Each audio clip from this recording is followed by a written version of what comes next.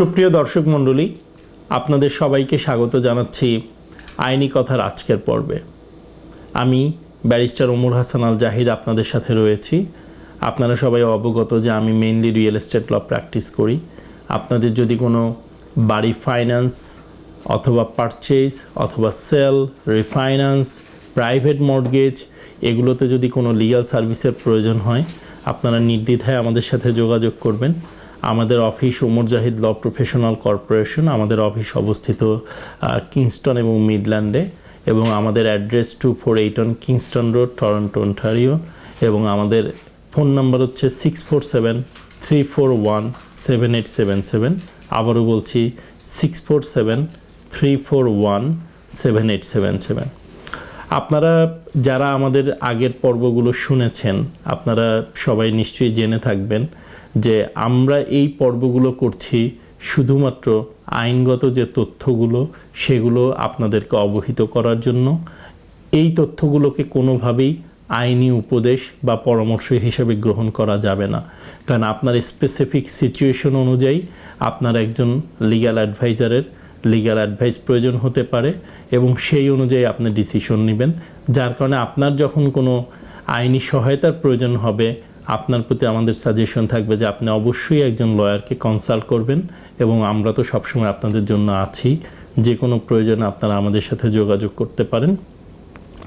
আপনারা আমাদের লাস্ট পর্বটা বা এর আগের পর্বতে শুনে থাকবেন যে আমরা একটি মিক করার উদ্যোগ নিয়েছি, মর্টগেজ ইনভেস্টমেন্ট কর্পোরেশন, এবং সেখানে আপনারা যদি কেউ ইনভেস্টমেন্ট করার কোনো আগ্রহী থাকেন বা যোগাযোগ কারো যদি আগ্রহ থাকে একটা প্যাসিভ ইনকাম করার জন্য, আপনারা আমাদের সাথে যোগাযোগ করতে পারেন।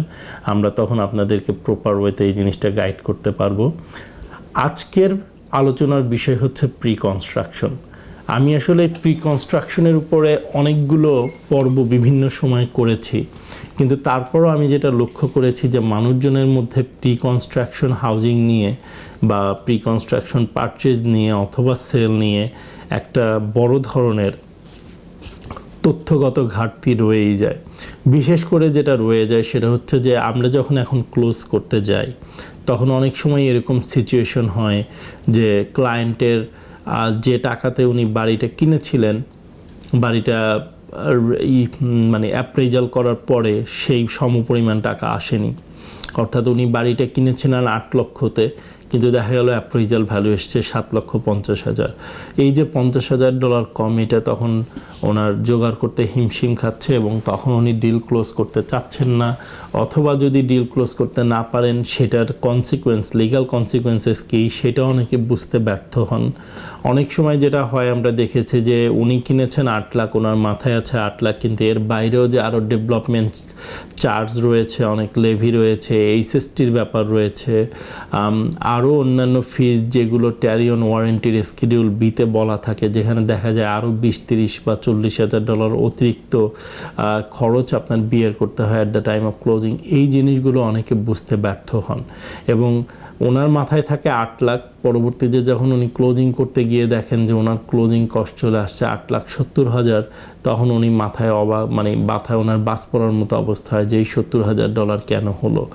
আর একটা বড় জিনিস আমাদের মাথায় রাখতে হবে, যেটা অনেকেই ইগনোর করে যান, সেটা হচ্ছে যে আজকালকার যারা বিল্ডার তারা খুবই স্মার্ট, এবং তারা যেটা করেন, যেহেতু প্যান্ডামিকের মধ্যে অথবা প্যান্ডামিকের আগেই অনেকে এটা শুরু করেছেন, সেটি হচ্ছে যে জিনিসপত্রের দাম বেড়ে যাওয়ার কারণে তারা যে ফিক্সড প্রাইসে আপনার কাছে কন্ডোটা সেল করেছিল, হয়তোবা ওই সেম প্রাইসে তারা আর কনস্ট্রাকশনটা কমপ্লিট করতে পারেনি, বা তারা যে হিসাব করে এই কনস্ট্রাকশনটা হাতে নিয়েছিল সেই হিসাবটা আর ঠিকভাবে যেভাবে যাওয়ার কথা ছিল সেইভাবে আর যাচ্ছে না।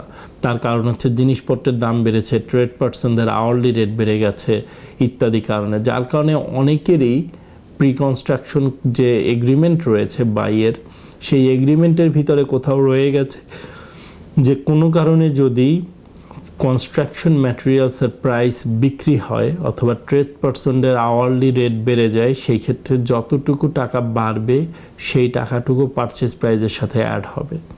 শুধুমাত্র 5% পর্যন্ত কোনো অ্যাড হবে না, 5%-এর বেশি হলে সেই টাকাটা পারচেজ প্রাইসের সাথে অ্যাড হবে। তখন দেখা গেল একজন মানুষ একটা কন্ডো কিনেছেন $6 লাখ, সেইখানে ওনার এই যে ডেভেলপমেন্ট চার্জ, HST সহ অন্যান্য যে কস্ট রয়েছে সেই কস্টটা গিয়ে দাঁড়ালো $6,40,000-এ।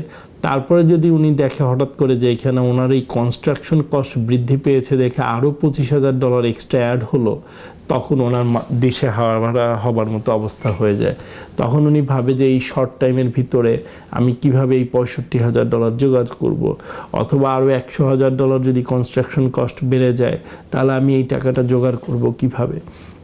তো এই জন্য আমি যেটা বলবো যে আপনারা যখন প্রি কনস্ট্রাকশন কোনো প্রপার্টি বাই করবেন অথবা অ্যাসাইনমেন্টে বাই করবেন, কারণ এখন অ্যাসাইনমেন্ট বাই সেল প্রচুর হচ্ছে আমরা দেখতে পাচ্ছি, যখন বাই করবেন অবশ্যই এগ্রিমেন্টটা ভালো করে রিভিউ করবেন।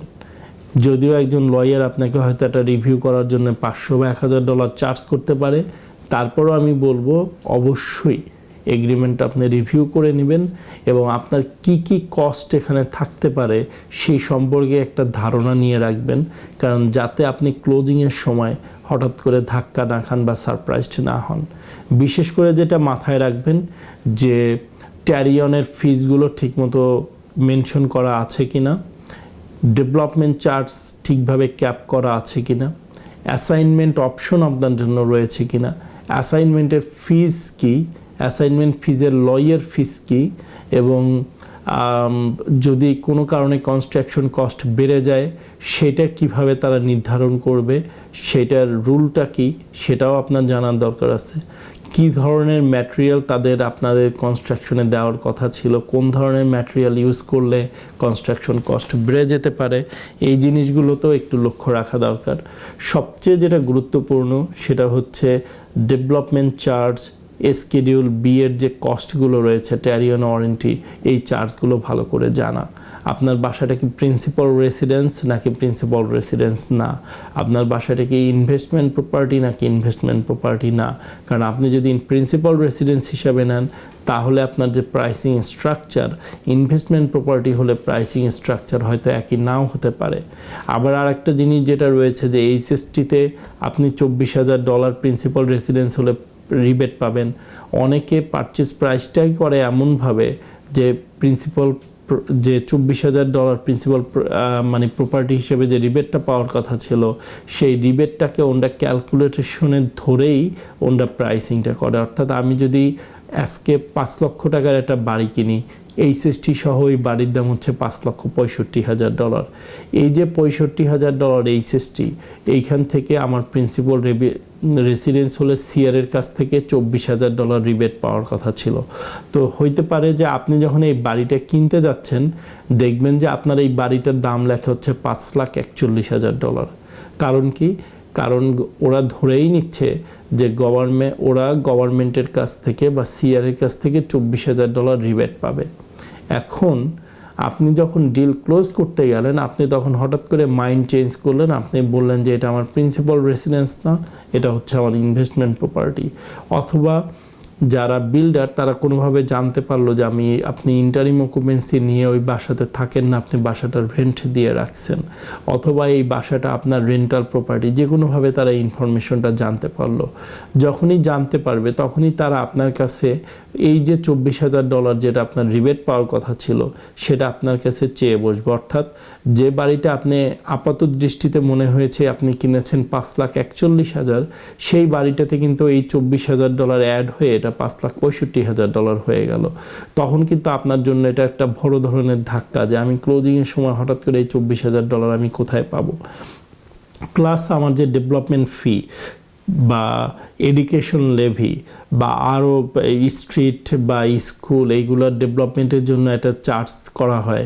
চেষ্টা করবেন মোস্ট অফ দ্য টাইম আপনার যে রিয়েলটর রয়েছে তার সাথে কথা বলে, অথবা যদি আপনার সরাসরি বিল্ডারের সাথে ডিরেক্টলি ডিল করেন, কথা বলে এগুলোকে ক্যাপ করে দিতে। ক্যাপ করে দেওয়ার অর্থ এটা যে এই অ্যামাউন্টের উপরে আর কোনোভাবেই আপনি টাকা পে করবেন না। এর মধ্যে যদি সিটি ডেভেলপমেন্ট ফি বাড়িয়েও ফেলে সেটা আপনার মাথা ব্যথা না, সেটা বিল্ডার কিভাবে ডিল করবে তার ব্যাপার। কারণ অনেক সময় আপনারা যারা জানেন যে যেমন আমাদের ক্যানাডাতে আমাদের টরন্টো সিটিতেই সব কিছুর সারচার্জ বা লেভি অনেক বাড়িয়ে দেওয়া হয়েছে। যেমন আমি এক্সাম্পল হিসেবে আপনাকে বলতে পারি যে আগে যখন একটা বাসার সেভারেন্স করা হতো তখন ডেভেলপমেন্ট ফি দিতে হতো মাত্র $79,000। প্রথমে দেওয়া লাগতো এটা 25, তারপরে 39, তারপরে 79। এখন সেটা সাডেনলি গভর্নমেন্ট বৃদ্ধি করে দিয়েছে $125,000। এই যে একটা বড় ধরনের অ্যামাউন্ট বেড়ে গেল, এখন আপনার ডেভেলপমেন্ট ফি যদি আপনি যখন এই কোম্পানি বিল্ডারের কাছ থেকে কিনলেন তখন যদি এটা হয় $12,000 এবং আপনি ক্লোজিংয়ের সময় গিয়ে সাডেনলি জানলেন যে সিটি এটা এখন করে দিয়েছে $18,000 এবং এই জন্য ডেভেলপার আপনার কাছ থেকে $18,000 চার্জ করছে, তখন এটা আপনার জন্য একটা বড় ধরনের ধাক্কা। বরং আপনার যেটা উচিত হবে সেটা হচ্ছে যে আপনি ডেভেলপারের সাথে কথা বলে যখন আপনি বাড়িটা কিনবেন তখন যে প্রাইসটা ওরা সেট করছে 12,000, ওই জায়গাতেই ডেভেলপমেন্ট চার্জটাকে ক্যাপ করে ফেলানো।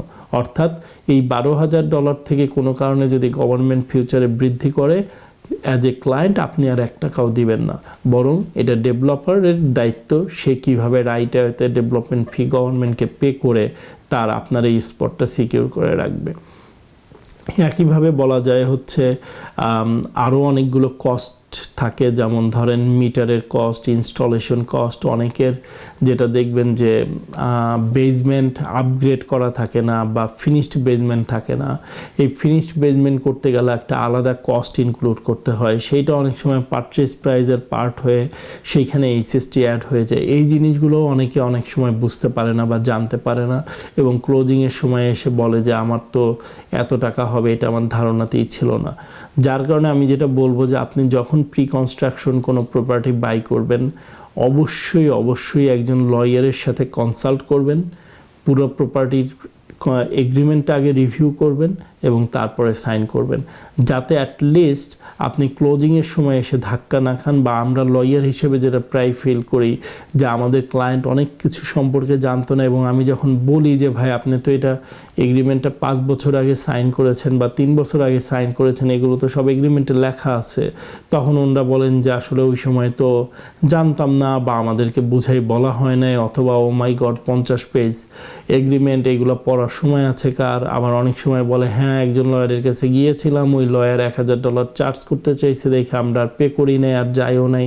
কিন্তু আমার কথা হচ্ছে আপনি যখন একটা 5 লাখ 10 লাখ এত বড় একটা পারচেজ করবেন, তখন যদি $2,000 অ্যান্সিলিয়ারি কস্ট আপনার খরচ যায়, এই খরচটা গেলেও আপনার নিজের জন্য এটা ভালো, যাতে আপনি অ্যাটলিস্ট সারপ্রাইজড না হন, আপনি যেন অ্যাটলিস্ট জেনে শুনে বাই করতে পারেন যে আপনি কি প্রপার্টি বাই করছেন এবং সেটা প্রপার্টি কিনছেন কিনা। তো আজকের পর্ব আমরা এখানেই শেষ করব। আশা করি এই তথ্যগুলো আপনাদের কাজে লাগবে। আপনারা সবাই ভালো থাকবেন, সুস্থ থাকবেন। আবার অন্য কোনো পর্বে দেখা হবে। ধন্যবাদ।